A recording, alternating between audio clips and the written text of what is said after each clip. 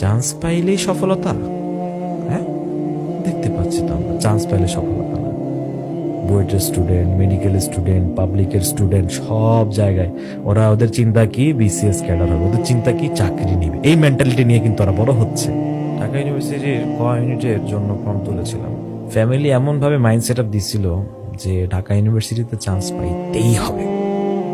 আমিও স্বপ্ন দেখে ফেলেছি, জয়কুলির প্রশ্ন ব্যাংক সব একদম ভালো করে সলভ টলভ করে গেছে। আর আমার খুব ভালো প্রিপারেশন।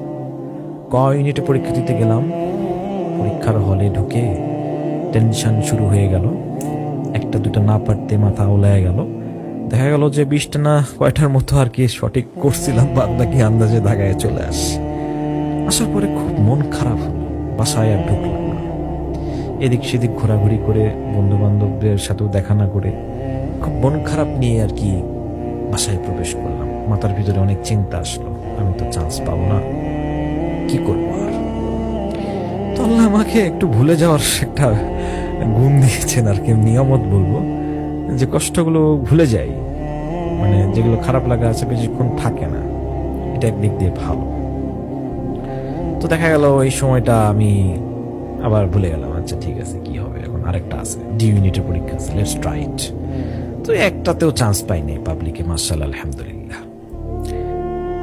আমি এটাকে ডিমোটিভেট করছি না, আমি তাদেরকে বলছি যারা অ্যাডমিশনের জন্য প্রিপারেশন নিয়েছেন, আপনাদের পিতামাতাদের অনেক আগ্রহের কারণে, নিজেদের আগ্রহের কারণে মনে করেছেন যারা ঢাকা ইউনিভার্সিটি, ঢাবিতে যারা পড়ে, বুয়েটে যারা পড়ে, মেডিকেলে যারা পড়ে, সর্বোপরি পাবলিকে যারা পড়ে, তারা খুব স্মার্ট বা তাদের লাইফ একদম শাইন হয়ে যাবে এক নিমিষের ভিতরে।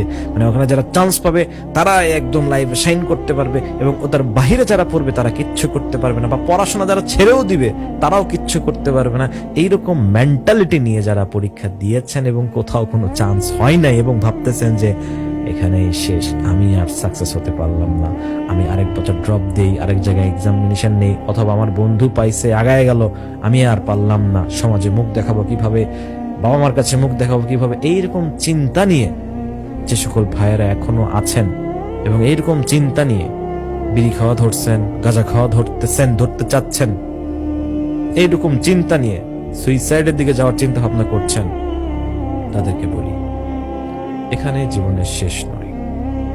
তথাকথিত পুঁজিবাদী বিশ্ব তাদের এই এডুকেশনাল সিস্টেমটা এমন ভাবে সাজিয়েছে, পদে পদে আপনাকে বুড়ো বানিয়ে দিবে, আপনার কাছ থেকে টাকা খসতে খসতে আপনার পিতামাতার পিঠের চামড়া মানে একদম ঝাঁঝরা করে দিবে, ঠিক আছে, ঘামে ঘুমে মানে পিতামাতার অবস্থা খারাপ হয়ে যাবে, তাদের জুতা ক্ষয়ে যাবে আপনার পড়াশোনার খরচ বেয়ার করতে করতে।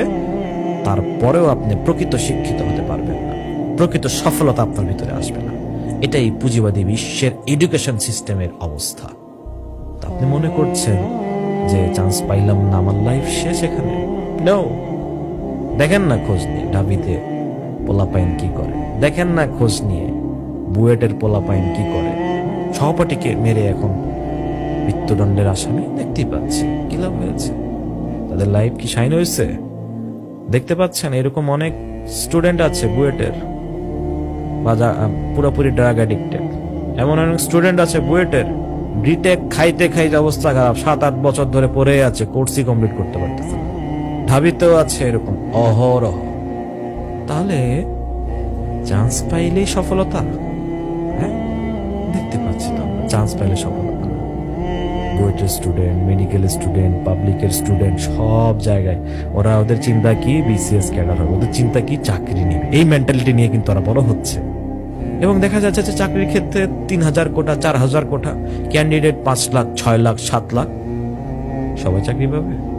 বলেন, সমাজ কি দেখায়?